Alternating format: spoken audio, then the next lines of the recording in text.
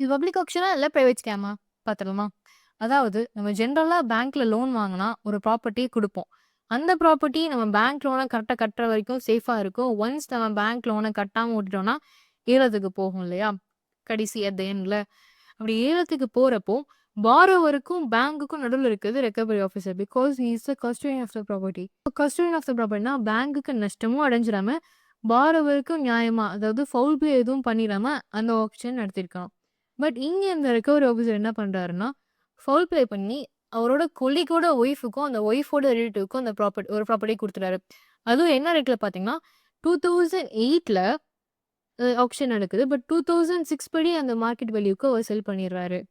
இதனால பேங்க்கே ஃபர்ஸ்ட் நஷ்டமா இருக்கும். Because recovery officer is the custodian of the property. அவர் அந்த ப்ராப்பர்ட்டிய அந்த ஆக்ஷன அப்படி பண்ணிக்க கூடாது. ஸோ இந்த விஷயம்லாம் வந்து டிப்ரெகேட்டபிள் மதுரையில நடக்குது 2008 அந்த காலகட்டத்தில. கடைசியில இப்போ எண்ட்ல சிபிஐ இன்வெஸ்டிகேஷன் எல்லாம் முடிஞ்சு சிபிஐ ஆர்குமென்ட் அண்ட் இந்த தரப்பு ஆர்குமென்ட் எல்லாமே முடிஞ்சு, இப்போ ஃபைனலா அந்த ஆஃபீசருக்கு 5 வருஷம் ஜெயிலு பிளஸ் ஃபைன் போட்டிருக்காங்க. ஸோ இந்த மாரி உங்களுக்கும் சென்ட்ரல் கவர்ன்மெண்ட் ஆஃபீஸ்ல எங்கேயாச்சும் அபியூஸ் ஆஃப் பவர் நடக்கும். ஒண்ணு உங்ககிட்ட ஏதோ லஞ்சம் கேட்கிறதோ, இல்ல இல்லீகல் ஆக்டிவிட்டி நடக்கிறது நீங்க பார்க்குறீங்களோ, இல்ல உங்களுக்கே நடந்திருக்கும்.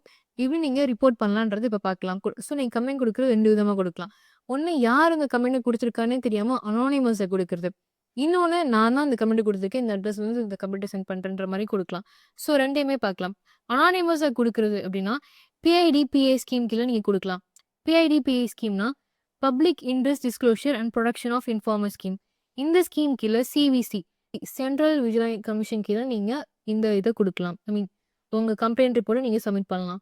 அனானிமஸா. இன்னும் உங்களுக்கு சிவிசியோட போர்ட்டல் வேணும்னா, கமெண்ட்ல லிங்க்ன்னு கேளுங்க நானே குடுக்குறேன். அடுத்து நீங்க டைரக்ட்டா குடுக்கணும்னு நெனச்சீங்கன்னா, ஆன்டி கரப்ஷன் டிவிஷனுக்கு மெயில் பண்ணியும் அனுப்பலாம். ஆர் லெட்டராவும் அனுப்பலாம். ஸோ அட்ரஸ் நான் கீழ டிஸ்கிரிப்ஷன்ல குடுக்குறேன் பார்த்துக்கோங்க.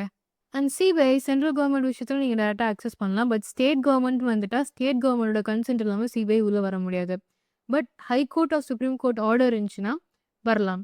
பட் இன் ஜெனரலா ஒரு பேங்க் ஃப்ராடோ, இல்ல central government official, public official வந்துட்டு ஏதோ ஒரு இல்லீகல் ஆக்டிவிட்டி பண்றாங்கன்னா, அப்ப நீங்க சிபிஐ கிட்ட டைரக்ட்டாவே கம்ப்ளைண்ட் ரைஸ் பண்ணலாம்.